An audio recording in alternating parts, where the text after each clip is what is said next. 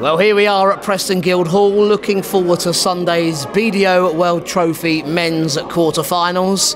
And who better to have join me than the current BDO World #1 gladiator, Mark McGeeney.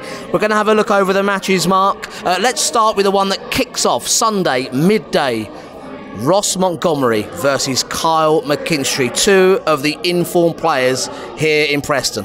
Very much so. What a great way to kick off the afternoon of darts. Ross is playing brilliant, Carl's playing brilliant. They're both hitting big averages, so this is going to be a belting game of darts.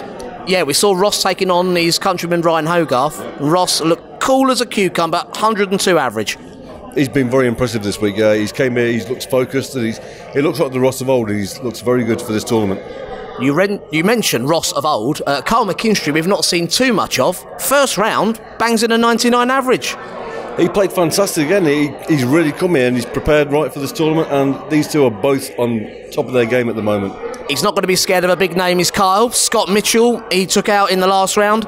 Let's see if he can pick a winner. Ross or Kyle? I'm going to go for Ross by the odd leg. Ross by the odd leg. These matches move up to the best of 13, so he's going for a 7-5, 7-6 for Ross Montgomery. Our second men's quarter-final, Sunday afternoon, the defending champion, Australia's Peter Machin, taking on Germany's Michael Unterbuchner. You know Michael very well. You beat him at Lakeside in the semi, but he was the man that took you out here in Preston. He beat me today. He played very well. He held his nerve, and it was a good, solid performance from him. So he played well. So how would you see Michael going into the match against the champion, Peter?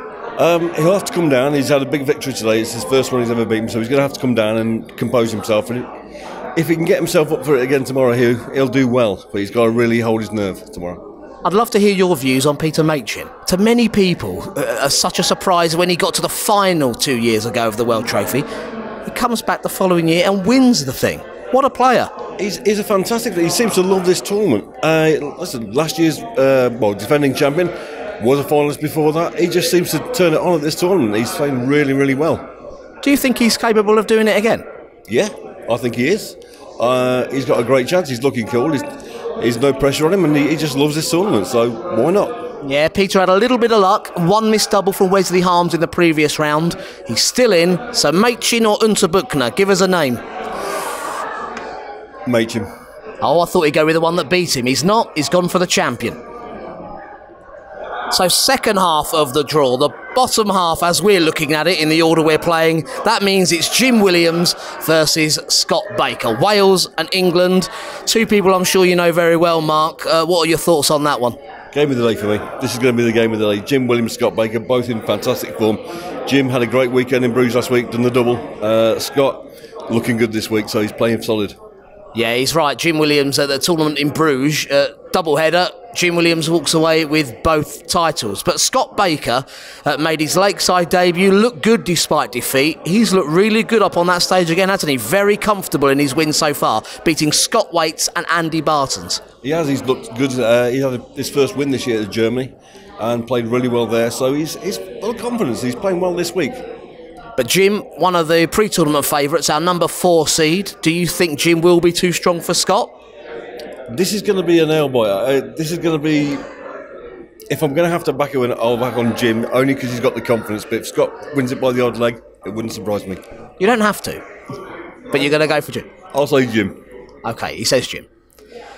And our final quarter-final of Sunday afternoon, Lithuania's Darius Labanauskas taking on the man that McGeeney here knows very well indeed. Oh yes, Mark, it's Glenn Durrant, your rival not only at Lakeside but a few ranking finals since. We've played each other a couple of times, so we have good games. Yeah, he's a great player, and world champion against Darius. This is going to be another good game. Darius, maybe the dark horse of this one. OK, do you think... I've seen Darius and Glenn go before. The pace is very similar. Darius has played well against him. Wouldn't he love that win, though? He would love that win. He beat him a few years ago in this tournament.